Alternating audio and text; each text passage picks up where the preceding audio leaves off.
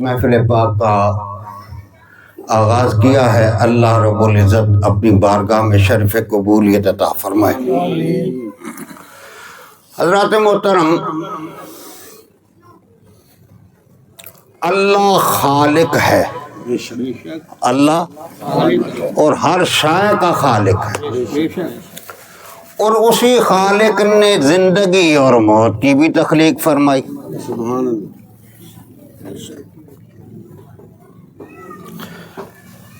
زندگی اللہ رب العزت نے جو بھی تخلیق فرمائی بے مقصد نہیں، با مقصد ہے۔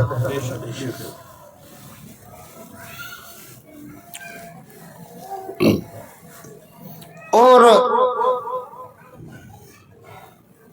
اللہ رب العزت نے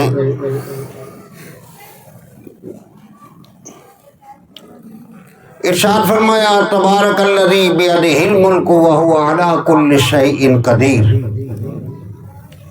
سورہ ملک۔ الذی خلق الموت والحیات لیبلوکم ایکم احسن عملا، کہ اللہ رب العزت نے زندگی اور موت بے مقصد پیدا نہیں فرمائی، یہ پیدا فرمانے کا مقصد ایک خاص قسم کی جانچ کرنا تھا۔ کیا کرنا تھا؟ جانچ کرنا۔ ہاں، کیا جانچ؟ لیبلوکم ایکم احسن عملا، کہ دیکھا جائے، پرکھا جائے تم میں سے زیادہ عمل اچھے کون کرتا ہے، کس کے اچھے عمل ہیں۔ اسی لیے اس دنیا کو اور اس زندگی کو آخرت کی کھیتی کہا گیا۔ اب رہی زندگی اور موت، موت کو ذائقے سے تشبیہ دی گئی۔ کس سے؟ ذائقے سے۔ اور ذائقہ وہ ہوتا ہے جس میں دوام نہیں ہوتا۔ ذائقے میں دوام نہیں ہوتا۔ ہمیشگی، دوام سے مراد ہمیشگی، ہمیشہ ذائقہ نہیں رہتا۔ جیسے ہم ابھی کچھ کھا کے آئے ہوں، یا میں یہ پان کھا رہا ہوں تو جب تک یہ میرے منہ میں ہے ذائقہ ہے، ابھی کلی کروں، وضو کروں گا، ختم۔ کھانا کھایا، کچھ دیر بڑا لذیذ ہو، یہ وہ، لیکن کچھ دیر کے بعد اس کا ذائقہ۔ اسی طرح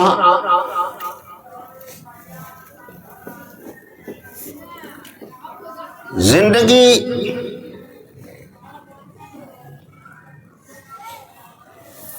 اور موت، یہ دو، اگر میں یوں کہوں کہ دو زندگیوں کے درمیان ایک حجاب موت ہے، ایک پل ہے۔ بات میری سمجھ رہے ہیں کہ نہیں؟ کیا ہے؟ کیا ہے؟ ہاں، ایک سے گزرے اور دوسرے کی طرف چلے گئے۔ جیسے قرآن حکیم میں اللہ رب العزت نے ارشاد فرمایا،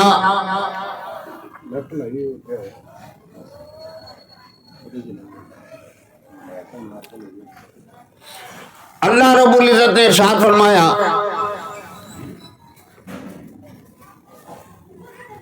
کہ کیف تکفرون باللہ وکنتم امواتا فاحیاکم ثم یمیتکم ثم یحییکم ثم یمیتکم ثم یحییکم، کیف تکفرون باللہ وکنتم امواتا فاحیاکم ثم یمیتکم ثم یحیی۔ اب یہ قرآن سے بھی ثابت ہو گیا کہ تم انکاری کیسے کرو گے بھی؟ تم آدم میں تھے، وجود میں لائے، زندگی بخشی، پھر موت آئے گی، پھر زندہ کریں گے۔ اس کا مطلب یہ ہوا کہ کیا اب یہ ہم کہیں کہ دو زندگیاں ہیں، یا جنم جنم جیسے ہندوؤں کا عقیدہ ہے، ہندوتوا کا عقیدہ ہے؟ نہیں، یہ حیات جو زمانی ہے، اس کے بعد موت، اور موت کے بعد حیات برزخی ہے۔ کیا ہے؟ اس زندگی کو کیا کہتے ہیں؟ حیات برزخی۔ لیکن اس میں اور اس میں فرق کیا ہے آپ سب؟ اس میں اور اس میں فرق کیا؟ فرق کیا ہے؟ فرق یہ ہے کہ یہ جو کوئی کھیتی ہے، بیجنا یہاں ہے، کاٹنا وہاں ہے۔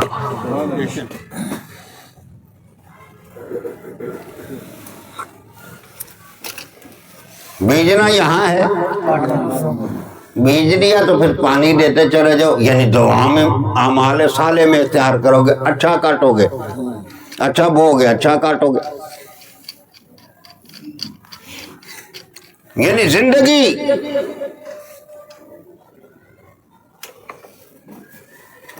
اب پتہ یہ چلا کہ اب دو قسم کی زندگیاں ہیں۔ ایک ہے حیات، یہ ظاہری حیات، اس کو حیات زمانی کہہ لو، زمانہ تو اس میں بھی ہے لیکن فی الحال ایسے کہہ لیتے ہیں۔ اب یہاں عمل کر سکتا ہے، یہ کمرہ امتحان ہے، رزلٹ بعد میں آئے گا۔ یہاں جو اچھا پیپر دے گا، اچھی محنت کرے گا، رزلٹ اس کو آگے اچھا ملے گا۔ اب سمجھ آگے؟ حیات برزخی میں عمل کوئی نہیں کر سکتا۔ اس زندگی میں ہم نمازیں اللہ کے فضل سے پڑھتے ہیں، وہاں یہاں صدقہ و خیرات کرتے ہیں، حج کرتے ہیں، لیکن وہاں میں خواص کی بات نہیں کر رہا، عام کی بات کر رہا ہوں۔ لہذا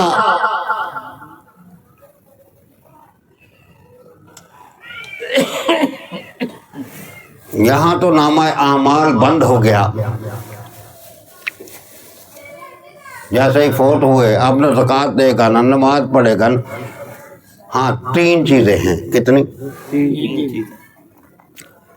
آخری بات کر کے پھر انشاءاللہ ختمہ خواجگان شریف ہم اخیر میں پڑھیں گے، تو اب اس کے بعد انشاءاللہ پھر نعت خوانی کا سلسلہ شروع کرتے ہیں۔ آج تو حافظ جی بھی آئے ہیں، ذرا ان کو بھی ذرا کوٹ کے سنیں گے۔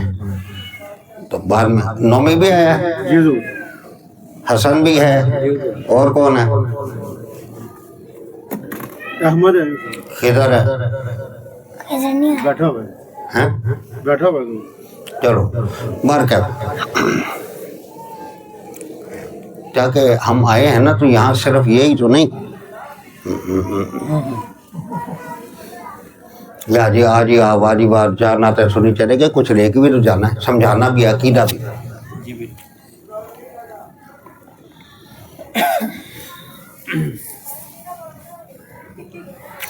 تو تین اعمال ایسے ہیں جو کیے جا سکتے، جو اس مردے کو بھی، میت کو بھی، اس حیات برزخی میں بھی فائدہ دیتے ہیں۔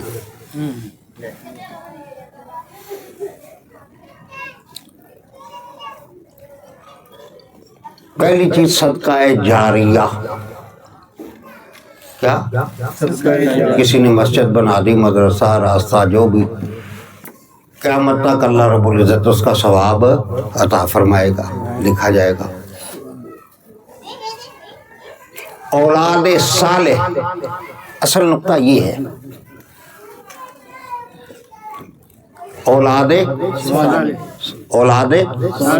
اولاد صالح بھی فائدہ دیتی ہے۔ کسی کا بیٹا عالم دین ہے، اور کچھ نہیں تو اپنے بچوں کو نماز ہی سکھائی ہو۔ آج اربوں پتی ہیں، کروڑوں پتی ہیں، لیکن وہ بھی دنیا کے ہو کے رہ گئے، آگے اولاد بھی دنیا دار، آخرت میں کچھ نہیں، آخرت میں کچھ نہیں۔ تو اب یہ ہے نا کہ اولاد کو صالح بھی بنانا ہے، اولاد ہی نہیں، اولاد کو صالح بنانا ہے، بنے گی تربیت سے۔ جب آپ کی دینی تربیت ہوگی تو اولاد کی بھی دینی تربیت کرو گے نا۔ آج اولادوں کو تو ہم پی ایچ ڈی کرا دیں،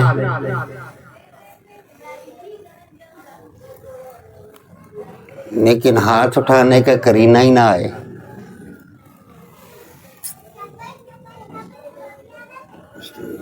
بے راہ روی کا شکار چھوڑ دیں۔ میں کسی جگہ پہ گیا اور کوئی مسئلہ میرے پاس آیا،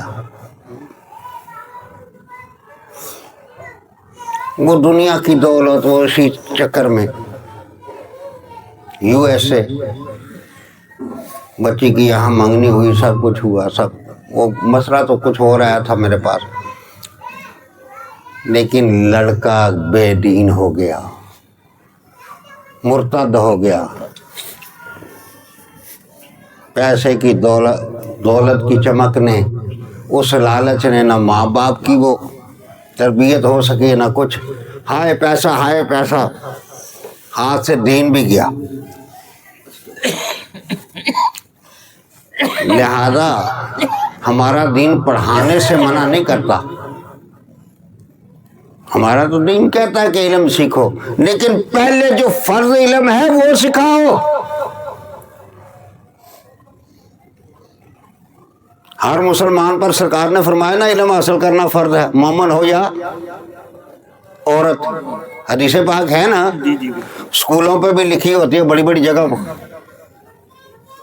تو اس سے مراد کیا؟ ہمارے دین نے کہا کہ پی ایچ ڈی کراؤ نا، کم از کم بنیادی دین کے مسائل سکھاؤ، عقیدہ سکھاؤ۔ جب ہمیں ہی نہیں آتا تو ان کو کیا سکھائیں گے؟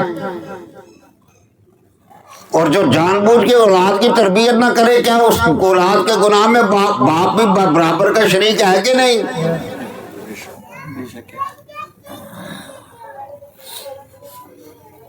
ہم پیسہ کمانا، گیمیں کرنا، سب کچھ سکھائیں، لیکن دین سکھائیں ہی نہ۔ پھر جیسی نیت ویسی مراد، تم نے بھی دنیا سکھائی، وہ بھی دنیا دار، کم از کم نمازی بنا دیتے۔